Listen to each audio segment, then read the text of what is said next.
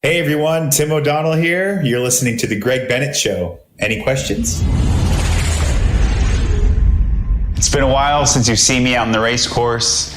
A lot of people are starting to wonder where I've been at. My last race was Challenge Miami in March, and I've been a little bit of a ghost, a little bit on the sideline since. Well, it turns out I actually had a heart attack during the race at Challenge Miami. Tim O'Donnell. The likes of Tim O'Donnell, you can see him there. I do think Tim's in a bit of a rough patch. Likes of the calf race, Tim O'Donnell. He's digging so deep. Definitely one of the most. He's going to want this gap when I get He's seeing some of the pain. Close up the show and finish it up. Yeah. Thought of being not having a dad. It's hard.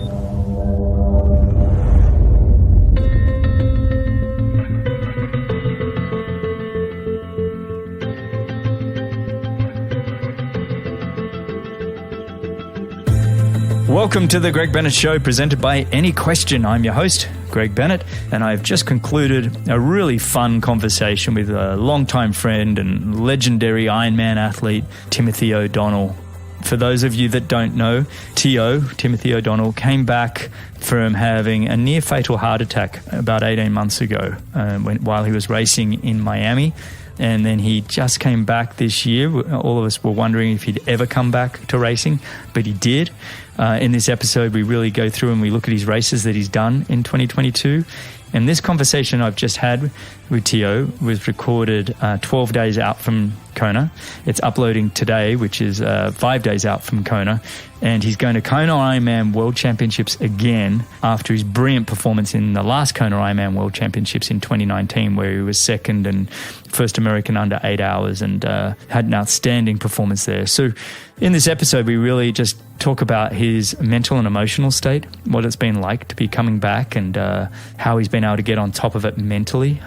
We also discuss his physical performances and how his training's changed. We discuss some of his nutrition and him now working with Delta G ketones and how they've benefited his largely his cognitive clarity and his focus, which has been a really fantastic for him.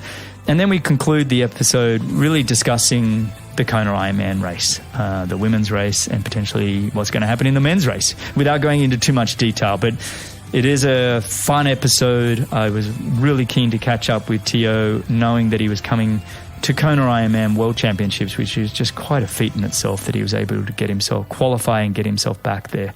So just a really wonderful episode. I want to thank you all again for listening. My super fans and fans, all of you have just been so supportive for so many years, and the show just continues to grow, and I really do appreciate you all. I will also say, as I like to remind you, to go check out Any Question. You can actually, Timothy O'Donnell is on the Any Question platform. He's already answered loads of questions on there, but please go there and ask him more questions. So you can go to anyquestion.com/TOInTry is his handle. And you can go on the app and ask him questions, or you can just go to Any Question on iOS or Android. That's one word, Any Question. And you can download it there, and then you can go on and ask TO questions there. So, you know, we cover a lot in this one, but I'm sure you've got some follow-up questions. I hope you enjoy this one as much as I did. And remember, success comes to those who endure just one moment longer. All right, today I am joined by one of triathlon's greatest Ironman athletes, one of only 4, and the only American to go under 8 hours at the Kona Ironman World Championships. But more than that, he's the man who at the ripe age of 40 had a near-fatal heart attack on the Miami Speedway racecourse in March of 2021 and still finished the race in 11th. And just over a year later, he was back racing, and not only racing, he was on the podiums at both Ironmans and 70.3s, and now has his eyes set on another Kona Ironman World Championships, where he's been on the podium several times. And in fact, the last time he raced in 2019, the last race he did, and the last race that happened for Kona, he was second and went a sub 8.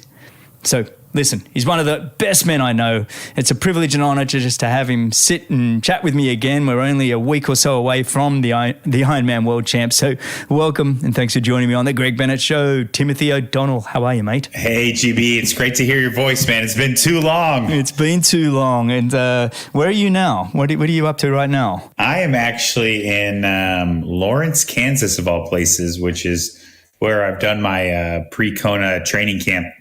The last, this will be my third Kona doing this. So 18, 19, and now this year. Without the kids.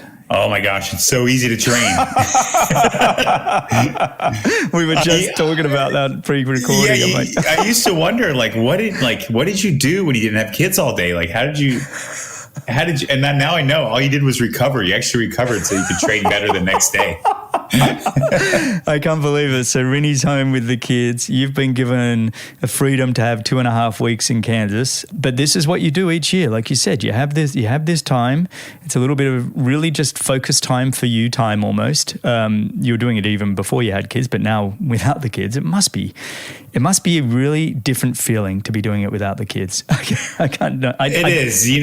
Obviously miss them, but when you're with the kids at home, you can get all the training and you don't recover as well. And you definitely don't mentally prepare as well. You lose track of all the little details that if you really want to try to win a world championship, you need to be paying attention to. Yeah. So, I think just being out here it's only 2.5 weeks, but having this time to really focus on the small stuff and, get my head in that race mindset, it's super important. Who's out there with you? Have you got a squad or Dibbo? Julie we do, Divins, yeah. Obviously, Coach Julie Divins, and then cycling coach Matt Bottrell came out from the UK. Awesome to have him here. Matt Hansen, Justin Metzler, and then Laura Siddall and Lauren Brandon. Oh wow, you got a nice crew out there. That's a great crew. Got a good little group. Yeah. I had Matt on the podcast only a month or two back, and before that, I had no idea that he was a professor and everything else, and has a huge coaching business, and he's still a remarkable athlete himself. How does he look on your radar for coming up for Kona? Is he in Kona? I assume he is. He is. Yep. Yeah. I mean, he won the North American Championship. That's right, for the fourth time or something, wasn't it? Yeah. He's always amazing. I'm just waiting for him. I see him train, and honestly, I don't think anybody can train like Matt Hansen trains. And I say that knowing what some of the other guys are doing. He is an absolute animal, and I'm just waiting for him to get it all right on the big stage in Hawaii. Well, mate, you are the man that knows Hawaii. I mean, we've gone through this on this show so many times, but you've got seconds, thirds, fourths, fifths, sixths, sevenths. You turn up and you deliver. And there's the occasional one where you pop out. But I don't know, in terms of experience and the ability for top tens, if there's anybody there that's matching you. And I can imagine if someone like a Matt Hansen just picking your brains at this point, I would be. Yeah, definitely. I'm always willing to share my experience. But what I learned with, obviously Rinny being a 3-time Ironman World Championship winner. For your listeners who are Marinda Carfrey, my wife, aka Rinny, you learn so much from watching one of the greatest work, but you also still have to realize, hey, everybody's path is different. So I think the important thing is, and it took me a little while to learn this, the same thing with training with Craig Alexander, 3-time Ironman World Champion. You have to take everything, I guess, somewhat with a grain of salt. You listen, you keep your ears open, but you got to make sure you're still implementing in a fashion and a style that's right for you as an athlete. What a great answer. You really have matured. I love that. It's like, I remember you and I, we'd go, what year did we do Kona all together? 2012. And like you mentioned, Craig Alexander had won it 3 times, and those long runs and long bikes we all did together. And I felt like you and I were just picking away at Crowy's brain, and we all ended up screwing ourselves in 2012. Do you remember that? We just all overtrained and we were all pathetic. I remember actually one of the long runs we did and Crowy thought he thought the run was short or longer than it was, right? Because he never ran with GPS. Yeah. And we broke it to him, and I think that crushed him, because you saw this while we're running. You saw this realization, all these years I have not been running. No, his 30K run was only 23 or something. We're like, No, you're not holding 4-minute Ks, mate. I'm sorry. Mate, well, I love that we're doing this show again because you have come on a couple of times, and honestly, I would record with you every week just because I enjoy our conversation so much. But I feel like this podcast has been some degree just following your journey, and I think of our first episode we did, which we actually recorded before I launched the show. So we recorded right after your second place in Ironman Kona at the end of 2019. And, you know, that was just like a monumental event. Then I remember I was commentating the Miami race, and, you know, we talked about your near fatal heart attack. Was the type of heart attack you had was termed as the widowmaker. I mean, it's legit. And the fact that you lived through it, I think you said it was like a 10% chance that people live through those things. And that's what we really discussed on the second episode that we've done. Yeah. Now we're talking about your coming back to life and you're reborn. And I can't help but feel you're scripting a Hollywood story here. And it's like, is this the movie you're trying to create? And like any great Hollywood film, I'm so excited about the ending. And so I wanted to talk to you before, you know, the World Champs are next week. I'm kind of like, that'd be a nice little bow tie, you know, bow for this, not bow tie, bow for this whole story, mate. I think it'd be great too, Greg. Nice little tidy package to wrap it all up. Yeah, well, we won't go. That last episode was a bit of it was emotional. It was some tears shed there, so we'll try to keep this one. That one was real. I mean, and I really appreciate it. And the beauty of that one, we were able to sit together. You know, since then I've moved to Florida, and so we're doing this one, you know, separately. But I kind of that was an important message to share. You know, there's a lot of people that have heart arrhythmias or have certain heart things going on, and I think a lot of people also know you and respect you and think that it's just an incredible story. And I think that was really important to get it out there to them, just what you'd been through and that it was safe for you to get back into training. That's really what we were talking about at that time. You'd just been given the all clear, and here you are just basically a year later since we did that episode. Yeah, it's I mean, I agree. It was one of the silver linings of all that happened was that I was able to positively impact some people's lives. And I get, honestly, I get emails every week of people, sharing their stories. Some, experience what I've experienced, others preventing what I've experienced because they were able to, be a little bit more aware after following my story, which is, so humbling to know that, through my journey, I've been able to help others. Yeah. But I tell you what, honestly, Greg, the mental side of this on the comeback has been really the hardest part. Training, it was just a matter of, okay, you're kind of out of shape because you haven't really been training properly for a year. Mm-hmm. And you need it. And you're turning 42. So, getting back in shape is a little harder. Yeah. But that wasn't the biggest hurdle. It was really just trying to get my mind in a space where I could focus on racing and without limitation and even subconsciously be willing to just let it all out and be free in the racing. And that just came in the last couple months, honestly. It took me getting through Chattanooga. My first 70.3 back was the only goal there was just to finish the race. And you had a great race. I had pretty good, but there fastest bike split, and you outperformed Eric Lagerstrom and Ben Canute. I mean, with a 1:15 run. I mean, it was terrible. It was solid. But the swim I was full of trepidation on that swim. Yeah. That's something I had to overcome. And then Des Moines, when I crossed the finish line in Des Moines, there was just an Ironman, by the way. Huge Ironman one. Yep. Yeah. I had been my first Ironman in 2.5 years.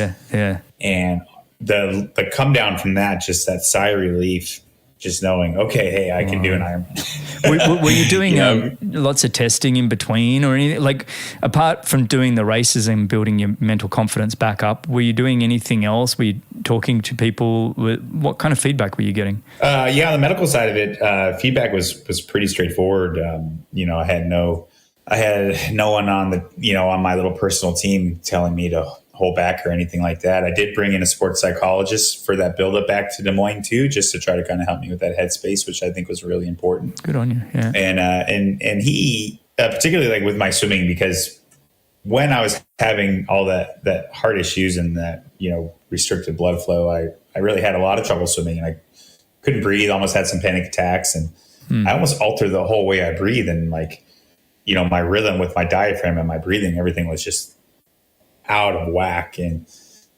one of the great things that, we chatted about was just trust. Hey, you need to trust in who you are and what you've done and what you can do, and just turn in, get out of thinking mode and get into trust mode, and that really helped me with Des Moines. I had a great swim let out of the water in Des Moines. So, I'm hoping I'm on the right track with that for sure, leading into Kona. After Des Moines, I actually had the recovery was really hard, Greg.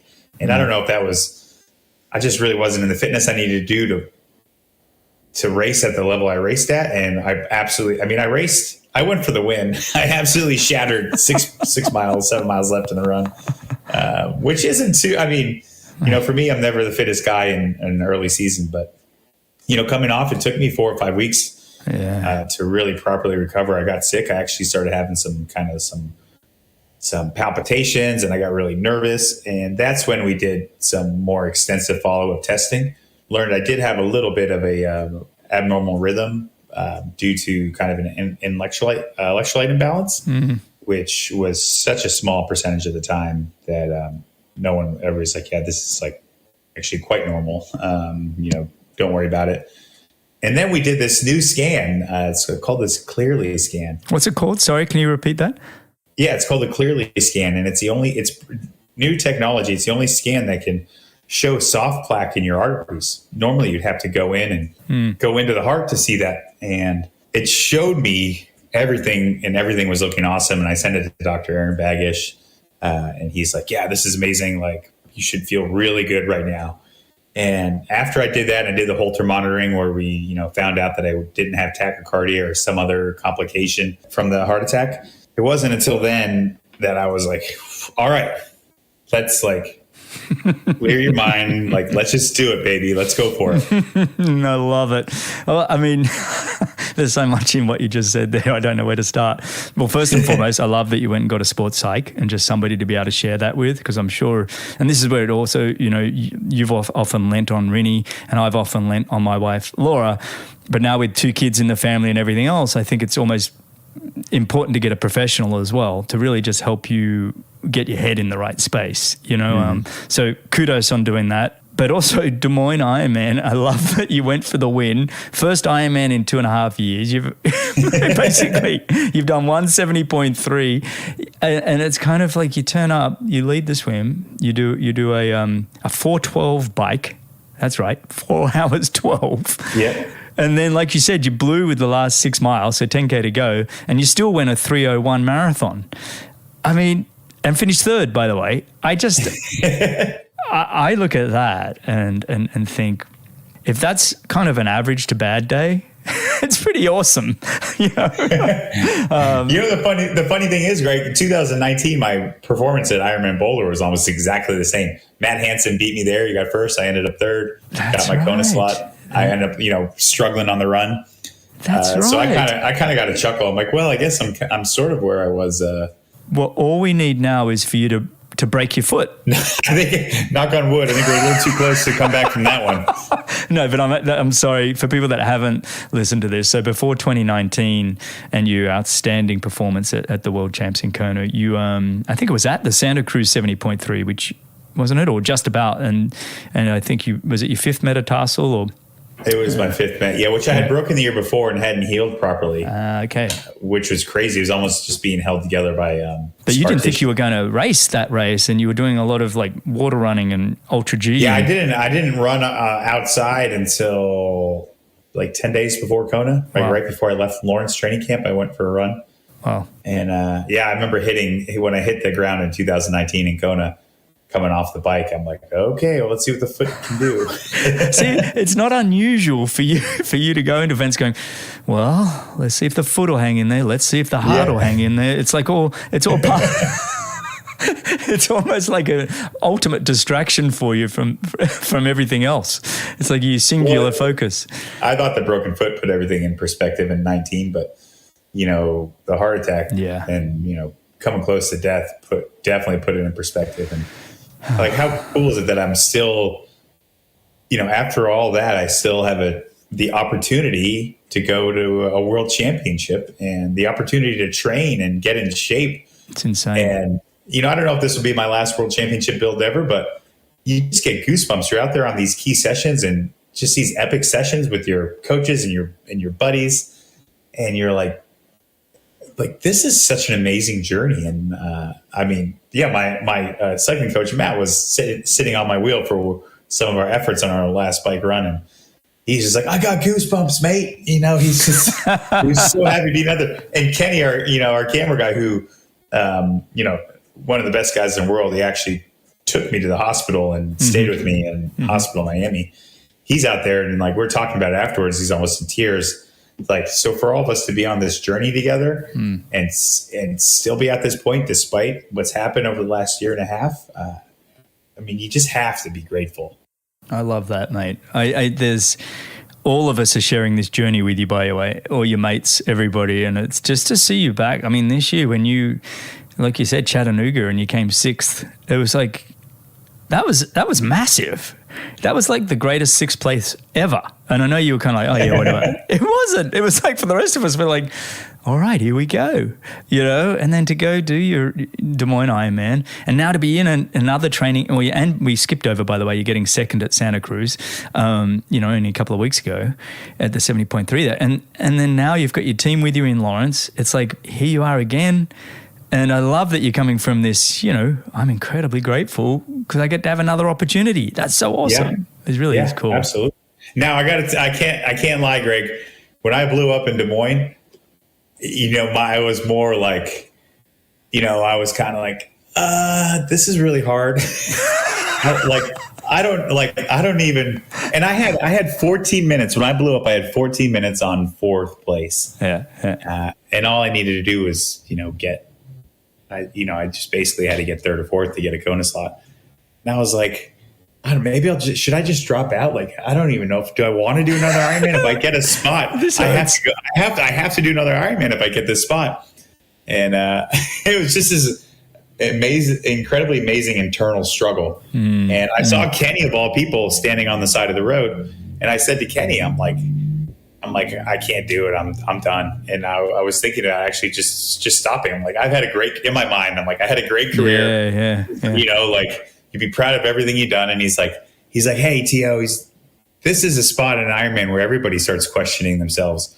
Everybody starts to struggle. So just keep going. Yeah. And I'm like, all right, actually, Kenny's right. This is just a hard spot for everybody. So I'm like, all right, well, I'll start jogging and then I'll walk the aid stations. And then I started running again and just walking the aid stations and pulled it back together and, hung on to the podium. It's brutal. It is. When you consider putting options out in your head, it's almost like you need to run through those options out before you even start and go, look, these are the things that I'm going to go to at mile 20 in the marathon. So let's decide now that they're not options. Yeah, absolutely. You make it like you take the debate out of it, right? There is no discussion because it's not an option. Yeah. I had that same thing happen in Ironman Boulder in 19. And I made it not an option when I saw my daughter Izzy. That's right. Of course, you start to question that because then you go to Miami a little over a year later, and it should have been an option. Pulling out should have been an option when you're having a heart attack. So now I'm like, okay, there are some options.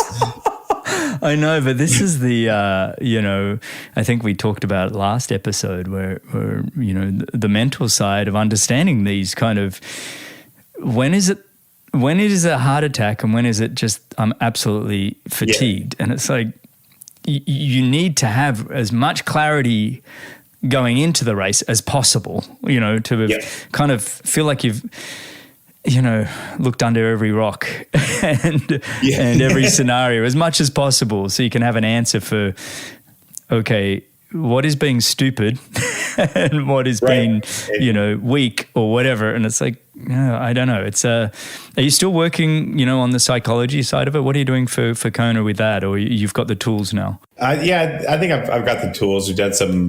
We have some kind of like training stuff that mental, just a visualization or meditation, whatever you want to call it. But honestly, Greg, I think that experience we just talked about in Des Moines, I'm so glad it happened. If that hadn't happened, I would have, just I think been unprepared for Kona, because it's going to happen. Like, it's coming up in Kona at some point. Yeah. So if I had had this magical experience where nothing went wrong and I didn't have that internal struggle and adversity, it would have kicked, it would come at me. Totally. Kona would have doubled down on it, right? Kona would have doubled down. Be like, okay. But it was a reminder. It's like, holy crap, Ironman, this is really tough. Like, you need to be prepared. Like, I wasn't mentally prepared. So I'm grateful that I had that kind of kick in the pants to remind me of, hey, Ironman racing is hard. It is really hard, and you better be ready physically and mentally. Oh, mate, that's awesome. How we talk about your mental and emotional state kind of thing. What about, did your physical training have to adjust terribly much this last 18 months? Some of the sessions I've hit this last 8-week block have been on par, some better than I've done in the past. I do feel like my top end isn't quite as good. I feel more efficient than ever running and biking, which is obviously important for an Ironman. The top end, it's a little harder for me to hit, and recovery is a little harder. That's as much age. I think that's age. Yeah, I know. Exactly. You turn 42 on right? Saturday, right? October 1st, it's your birthday, right? Yeah, 42. Yeah, there's a little bit of that just starts to say hello. And it's just the top end stuff. I felt like my strength and everything else, and like you talk about, your efficiency just keeps improving. But I did find around that 42, my 10K time just slipped just enough where it was like, you're good, now you suck. It's like, but for Ironman, I think you've got, it's not about that top end as much as it is just staying efficient, and it's almost a blessing to not have that top end to put yourself in a hole. Yeah, and I remember seeing you in some Ironmans, brother, where you still had that top end, and it didn't help you. Yeah, I was 40. I saw the front of the racing Kona, and I'm like, yep, I got this. What are you guys all doing? And then about 30 miles later, I was like, oh man, this is going to make for a long day. Oh dear. And then getting off the bike going, I can still run back in the top 5, and running, the first 10 miles in 58 minutes or whatever. And then like, then the next 16 miles took 2.5 hours. Anyway, enough about me. So, in terms of everything else you're doing in prep, nutrition, have you had, you've always been pretty conscious of that. You were gluten-free before it was trendy. You've always been, you've had great sponsors that you've worked with. How has that sort of changed? You're always trying to evolve as an athlete and bring in new things or learn new things that you can try to incorporate. And sometimes the old stuff works too, right? So it's kind of finding that balance. And I had played around with ketones in 2019 before the Ironman World Championship, and started working with Delta G ketones, which, for those who don't know, it's I would call it a supplement, but ketones are like the breakdown of like the quickest thing that the brain can use as energy. So in terms of cognitive ability, especially when you're out there for an 8-hour race, it's been really great to help me kind of. That's huge for you. Stay on task. It's huge for you. I've seen you wander off. We've been. You're out with the Pixies on a long ride, mate. And I'm like, Tio, come back. Hello. It is true, and I do think I do think I have sometimes like a little like attention. Problems, focus problems. And so it takes a lot of energy when you're trying to stay in that flow state for 8 hours. But for me, bringing in a ketone ester has been massive. Yeah. So that's been the big thing you've felt, the cognitive clarity and the focus is. Do you notice anything else with ketone? I've never experimented with them. I've done a fair bit of reading. And I know that Delta G is kind of like the ketone you meant to take. They were providing, I think they actually provided to a number of other companies out there until the patents wore off or something I was reading earlier. But they really are the go-to company. Have you noticed anything when it comes to energy, like finding more steady state energy and the way your body, works? Or is it just kind of the cognitive clarity is the biggest thing you've felt? No, it's massive for your energy systems as well. Not only can it help you incorporate burning fat while you're out there for an endurance event, which is, obviously key, but it actually helps you use glucose that you do consume more efficiently. So, there's all these benefits, particularly for endurance. And I've been experimenting with dosage and timing and got a ketone monitor so you can kind of see your ketone levels and when they drop and how you try to manage that during training or racing. And it's been super beneficial for me. Yeah, I'm really curious. Is ketones okay? Does it work for, say, like a washed up 50-year-old athlete that just works out for like 45 minutes in the morning? Do you use it? just I'm putting it out there. Would normal people use it for anything else, or is it really kind of something you use for? Oh yeah, it's great for I'd say metabolic efficiency and so weight loss and all right. And they're really finding recovery too. There's using ketones after a training session. Yeah, can really help with recovery as well, which they're now putting a lot of attention in with research. And anything that you can do to kind of stabilize your metabolism during the day is huge. And even putting a little bit in your coffee in the morning, just a couple grams in your coffee in the morning. Not only have they found that it helps activate caffeine, so you get a little extra boost from that coffee, but it can help kind of. I'd love to explore it. I'd love to explore it. Have you are you sponsored by them? Do you have like anything you can share with us on the podcast for any of us that might be interested in using it? Do you have like a discounts or anything, or we can add to it? Yeah, actually, if you just head to deltagketones.com right now, they do have 10% off and a free live consult with their team. So they'll actually walk you through all right how you can most efficiently use it. And if you're going to be in Hawaii with me next week, you can pre-order and get it, pick it up in Hawaii. The team will be out there with me, helping athletes perform. If somebody's getting ready for Hawaii, should they consider using it, or you think is there a noticeable difference, and would it affect their performance? Like we say, you should probably train a little bit before you race. Definitely, yeah. I would highly recommend anything, and no matter what it is, incorporating it into your training beforehand. One year, Rini and I decided to do, instead of Coke on the run, Mountain Dew for some reason. I don't know why. And we're like, we both finished the race. We did fine. It was all right. I think she won actually still. But we're like, why did we do that? We never do Mountain Dew on the run. What were we thinking? Yeah, but this is my theory. It's like a training day is never a race. It's like nothing compares to a race. And so even if you've been drinking Coke all in your training, it still might screw with you in racing. Do you know what I mean? And it's like there's nothing that compares to racing. So I almost think maybe we do overthink it. Maybe you and Rini were right. Just wing it and see what happens. Okay, guys, don't listen to me. This is not coaching. I'm just throwing out ideas. It's a hypothesis. It's a working hypothesis. And knowing me, if I was turning up to Kona to race, and there you are in your booth, and hey, GB, come over here. This is the Delta G ketones, mate. Give it a go. I would race on it. I'm not saying it's right. I'm not saying I'm right, but that's probably what I would do. Anyway, it's a hypothesis. I did want to. You're absolutely right that you can, races are always.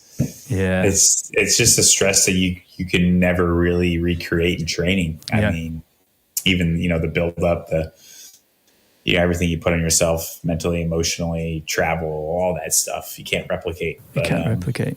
No. Hey, you try. You got to try to be a good student, right? You do. You try. And set yourself up as best as you can. Yeah.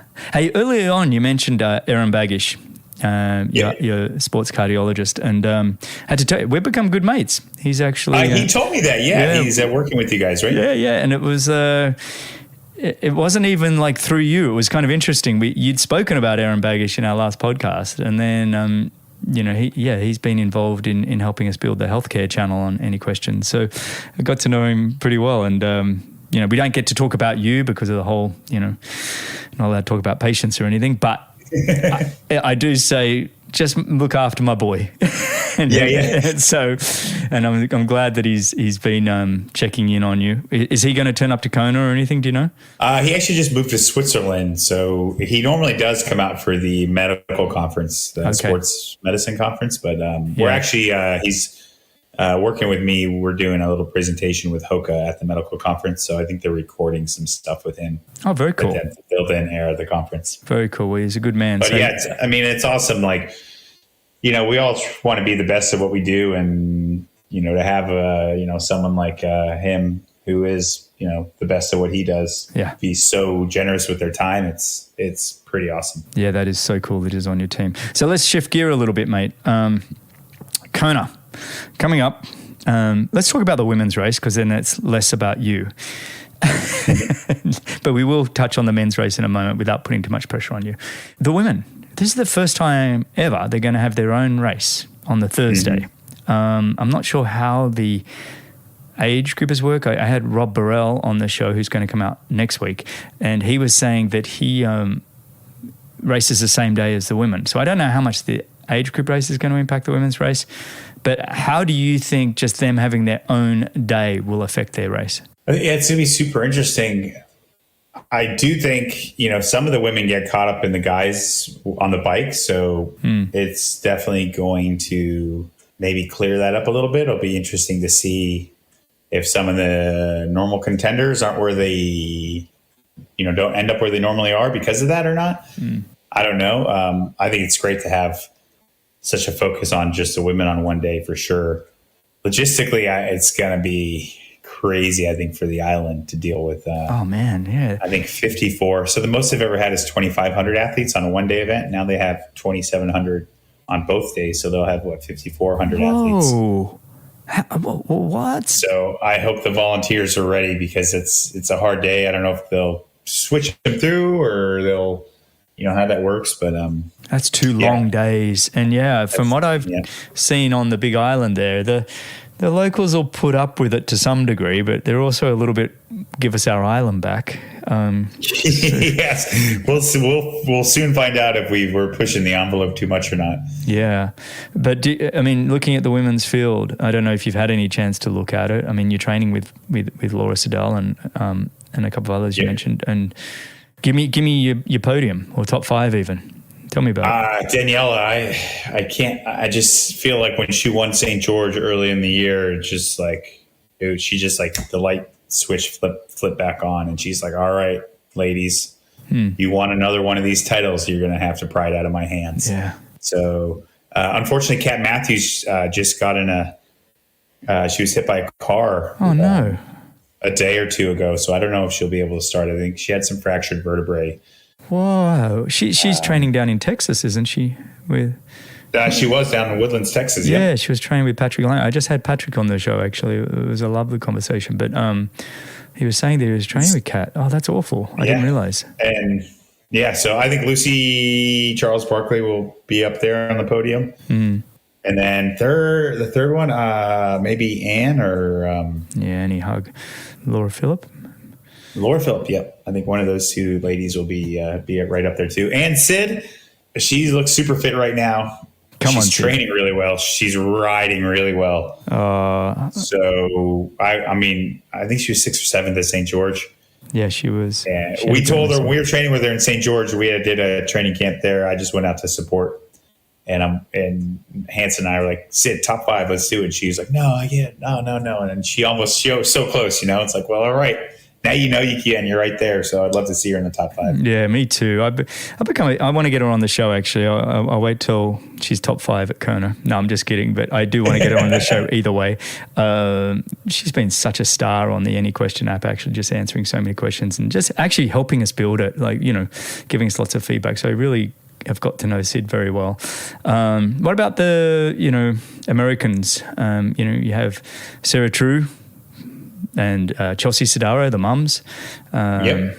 And then you have someone like Heather Jackson. And who else? We got a couple more there. But who do you think? Can one of them surprise us? I mean, the way Chelsea's been running her last couple of races, she might just have herself in the mix. Yeah. And then, Heather Jackson, she looks really fit right now. And I believe this might be her last Kona. Mm-hmm. So she might try to go out in a bang as well. So big result. It's going to be fun to watch. I'm happy to watch it from home, to be honest. I don't need to be there in person. It's the longest day in the world sitting on the sidelines watching the race. The only reason you go out to Kona... It's so hard on that race. It's so hot. Oh, it's hot. And it's... people are like, going out to watch? I'm like, I would go out for the Monday to Friday. Well, now that they've got the women's race Thursday, Monday to Wednesday, just to hang out with everybody and then fly home and watch the races on, That's probably the way to do Facebook Live. I'm like, it's too long a day. I mean, I love the sport, don't get me wrong. Huge. I overlook Sky Munch. Oh, of course. Sky Munch she's had an outstanding last 12 months. Yeah, I think she was fourth in St. George. Yeah, so. yeah. I don't know how she does in the heat, but if she can race like she has been racing in the heat, she'll be... It's the heat and the false flats. It's like it's never flat, and it's like you're going slightly up or slightly down all the time. Yeah. Unless on the run along Alihi you get moments of flat. But honestly, the whole race is undulating. And then, what is it? 6,000 feet of climbing on the bike. Yeah, it's around 6,000 feet, which it's deceptive. You don't realize you're climbing that much. Yeah, you're just grinding away. Yeah, and you have to be smart with your power. I mean, the way you put your power out and how your consistency over that 180K is how you win that race. I can't wait to watch you do that. It's like actually we should swap power profiles from when I did it to show you what not to do. Oh dear. So mate, how would you like the race to unfold? Is there a dynamic that you'd be most excited about? I know you're prepared for anything, but is there a race scenario that you'd be most excited about? Yeah, definitely. There's a lot of young guys that I haven't raced before that, all performed really well in St. George earlier in the year, and they're great swim bikers. So, in my ideal world, I'm in a swim breakaway with those guys, and the Norwegians are behind us, and we put a few extra minutes into them on the bike because we're going to need it on the run. Well, it's interesting. A lot's been talked about with Norwegians, and rightly so. I mean, both Christian Blumenfeld and Gustav Iden have had a remarkable last couple of years. Both from Olympic distance and then stepping up. And when they stepped up, they both basically broke world records and went crazy at the Ironman distance and have really not put a foot wrong. That's true. But it's like I said to Patrick Langer when he had him on the episode the other week. It's like Patrick Langer, yourself, Sebastian Kinley, Ben Hoffman, Matt Hansen, people that Lionel Sanders even. There's an old guard here that know what this Ironman racing is about in the Big Island. And I don't think we should be so quick to write them off and just say Norwegians. So I'm excited about watching what potentially can happen. And actually, Greg, I saw Mark Allen, 6-time Ironman World Champion legend. He was in Santa Cruz, and we were chatting after the race. And, one of the things I mentioned to him was, hey, everybody's worrying about, I can't beat the Norwegians. Well, in Kona, sometimes you don't have to worry about beating somebody. They have to worry about the island beating them. Yeah. Right. Yeah. And the island's a formidable. It can be your best ally or it can be your worst enemy, and it's formidable either way. Yeah. What is that? What is that? I mean, let's dissect that a little bit because I've always been curious. We say the island, Madame Pele. What is it? Help me out. Oh man, this is a bottle of wine discussion now. This is like, all right, let's settle in. Probably 2 bottles. Let's get deep here. Yeah, hopefully your bottles of wine, not mine. Right? Yeah, so much better. No, there's an energy out there. Yeah. Whether you want to call it spiritual or historical, there's struggle too on that island, right? And I think it just all comes together in the elements of what make up that race. Do you think what's your guess on the weather? What are we going to have this time around? I think it's going to be hot. It's going to be hot, but are we going to get the wins? I mean, yeah, the winds have been crazy. Like Matt was just running. He was running race simulations on one of his programs or whatever, and right now the predicted times are 10 minutes faster than they were last week with the winds. So we'll see how the winds go, and that can totally change. Yeah, the whole race. Yeah, where the winds are blowing. And I just thought of too, Greg. My two allies from 2019. Neither of them are going to be in Kona, so it's going to be a lot different. Jan Frodeno and defending champion, and Allie Brownlee, 2-time gold medalist. Both are unfortunately injured, so it's a whole new race. It is a new race. So who are you going to have as your allies here? I mean, I feel like we do this every time Kona comes around. They talk about the Uber bikers and how, they're going to do this and this and this. And, 2019 was a special year to some degree because it really was the first time that we saw a small swim group go and then bike away and stay away. Now, the two allies you talk about that helped that bike group stay away, and you did a lion's share of the work. So, but they're both, I think you said, there's 3 Olympic gold medals between the 3 of us, and I don't have any of them. And I mean, they are powerhouse guys that were good to haves. I mean, and strategically, smart, savvy guys, like race savvy guys. Yeah. Yeah. But how, of the 3 of us, how is the guy with the heart attack the only one going right now? Yeah. Hey, come on. What's wrong with those two, man? Their legs falling off. What's happened? Get out there. Oh, man. That's true. We do wish them all the best because I'm big, they really are awesome guys, but and they will be missed. And having Jan, I've had my best races when Jan's been there, so I think racing the best brings out the best in you. And, obviously with some similar skill sets, he's always been, an ally. So he'll be missed. You've also had good, Sebastian Kinley's been always thereabouts with you. Yep. Braden Curry, you guys have had Braden Curry, I think he'll be important this year. He was on the podium at St. George. And we just got to make sure that, the younger guys, you can tend to get a little silly on the bike, and you can tend to make some bad decisions early. Yeah. And not work together. So if everybody can kind of get in a nice flow, good, consistent power, it could, and hopefully I'm in that swim group. There's no guarantees. But yeah, if that's the case, it could be, a powerful part of the race day. Mate, it's exciting. I mean, just at the end of the day, like you said earlier, it's just so exciting to have the opportunity to be even having this conversation and seeing yourself in the race and where it's going to be. And I'm excited for you and your team and everybody else. I had Patrick Langer on the other day, and his why was a pretty big why too. He's going there with I don't know if you've listened to that episode, but it was quite a good one. And I think your why is quite tremendous as well. And that's kind of why I wanted you and Patrick on board to discuss that, because you both got, you're racing for more than just, it's Kona. It's like, no, I'm a survivor. I'm back. Yeah.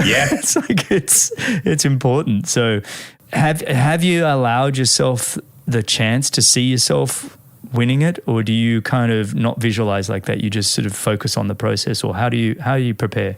I got away from that, but honestly, even this year, and I should say even in this last training block, I've kind of made myself think about it, because you do have to believe. And Julie said that to me on a training session the other day. She said, right now, Tio, like we have done everything we can to get you ready, and you are ready. And so now it's just up to you to believe that you can do it. And I think that's going to be a tremendously important part of this whole movie ending. I love it. For me on that sort of visualizing and the believing thing, when I got better and better at it, I could see myself winning, and this might be quite a while before. And because I could see myself basically at the top of the staircase, I knew how to build the stairs to get there. It's almost like if you can actually see yourself winning, well, then that then affects your training that you're going to do to make it happen. Right. I do think there's some power there in sort of going, yeah, I really feel it. I can sense it. And I'm glad you're doing it. Yeah, you make it something tangible, right? When you say, okay, I can do this. And this is, like you said, these are the steps that'll take to get there. Like, all right, we'll get to work, let's start checking those boxes. Yeah. Yeah. I love that. And in terms of your confidence, I was thinking about it. I was like trying to think of what is a successful person. And I was thinking, and I'm going to contradict myself here, but I think you need to have both. One is you believe you should be the best and be better than anybody else in a particular area. And the other is you're empowered by a deeply sense of insecurity that you don't think you can do. Do you know what I mean? It's almost like, I think if you have this insecurity, that empowers you to go, no, screw that. I'm going to be better than that. But then you also have this mindset, I'm meant to be the world's best. And then you combine the focus with or without ketones, and then you become a successful person. It's like, if you can combine those three, then I feel like, okay, now you've got the magic ingredients to make it happen. Does that resonate with you, what I just said, like having those kind of different pieces? Absolutely. I just think it's important to remember that it's not a guarantee. And that's where I've, I'm sure like many others have gotten into trouble where, you set yourself up like that and you're like, all right, yeah, it's basically like a done deal, right? I'm good. I just got to show up. I'm good. I'm good now. Move out of my way, guys. It's mine. I know. Yeah. Gimme. Yeah. No. And will you have when you're in the race, will you have certain cues that you use, affirmations or anything like that? Like, I've heard you sort of say, avoid the spikes on the bike, try and keep it steady, try and keep flow. Are there words that you use to? I mentioned it earlier, but trust mode is going to be something that I think pops into my head a lot. And, I even had it etched in my race sunglasses. So it'll be trust yourself, trust in the process, trust in the process, trust in your team. And I think that's going to be super important. Well, mate, so, okay, you're heading off in the next couple of days. The family will be with you in Kona? What's the plan there? They actually get there before me, so nice. They'll be on the beach. But we're really excited, too. We'll be doing our post-race Tim and Rennie show episode from the Four Seasons Walleye. So look at you guys. You're always win or lose, we're going to celebrate this journey. Yeah, I love that. I wish we were joining you. Any chance you could get a plane out for us? I mean, I don't know how the sport pays now. It's been a few years for me. Let me see what I can do. All right, mate. So you'll race Kona. Any plans to do any more racing at the end of the year, or you'll just see how your Kona goes? I do want to do a 70.3. It looks like Cabo or Melbourne would be the two options in November. Just because I've done all this training and it's like, well, why not get out and have fun and race? But we are planning to go to Australia too at the end of the year, which it's been almost 3 years since we've been out there to see Rennie's family. I know, we haven't which been is out crazy at all too. We need to get going. Yeah. I mean, Finn wasn't even a thought when we last saw them, and now he's almost 2 years old, right? I know. We just got my mum to come over here. Haven't seen her for many years, so that was nice. But when you say Melbourne, you're saying Melbourne, Australia, or Melbourne? Yeah, Melbourne, Australia. Yeah. Oh, okay, awesome. But you won't do another Ironman. You know how sometimes people want to tick a thing. I have never done a late season Ironman well. I just feel like this isn't going to be the year that I do that. No more. Well, mate. I mean, the energy I put into trying to race the world championship to the best of my ability is, it's just so much that it's hard for me to physically. I'm great. I'm in fine enough shape to do really well, but it's hard for me to get my head around where I need to be to perform again. No, you don't need to. It's like, just keep your eye on the prize, right? Just stay focused. Right? Try to do one thing well, and then everything else will look after itself. Well, mate, I love these conversations. It's like, I wrote you the other day and said, I just want to catch up. And it's like, man, might as well hit the record button. So it's a little bit of an interview, a little bit just of the two of us catching up. I hope everybody was good with that. But, mate, I really do appreciate you coming on, especially within the 2 weeks from racing, 12 days. Yeah, they were in the window now, right? Yeah, we're in that little window, and to chat with me. We didn't talk too much race stuff, so that's all right. And you sound like you're in a really good place, by the way. Like you just... Oh, thanks. Yeah. You just sound relaxed, confident, but not overconfident. Like just right. You're in that state of flow that you said. It's like, it's got to be balance. Yeah. I've been on both sides of that. I'm thinking about the years that I was overconfident and how poorly it went. So that was the year I worked with you, remember? Yes. I was helping you with your running. We're going to kill this. Yeah, we got this. Every run, you're like, yes. And then your running was going great, but we forgot about your bike. Yeah. It's amazing how that works. All right, buddy. Great to catch up. Say hi to Rune and the family when you get back to seeing them again. And really appreciate you, buddy. All right. Thanks, Greg. Hopefully I'll see you soon. All right. Thanks, everyone, for listening. You can find all the show notes and timestamps and everything else at bennettendurance.com/media. Thanks a lot for listening. If you've enjoyed the show, your support would truly be appreciated. You can visit the Patreon page, or you can subscribe with your podcast app of choice. Don't miss the next episode, so subscribe and be notified. For show notes, if you want to know more, please visit bennettendurance.com. I'm Phil Liggett, and on behalf of Greg Bennett, here's to the next time, and I hope you will join Greg again very soon.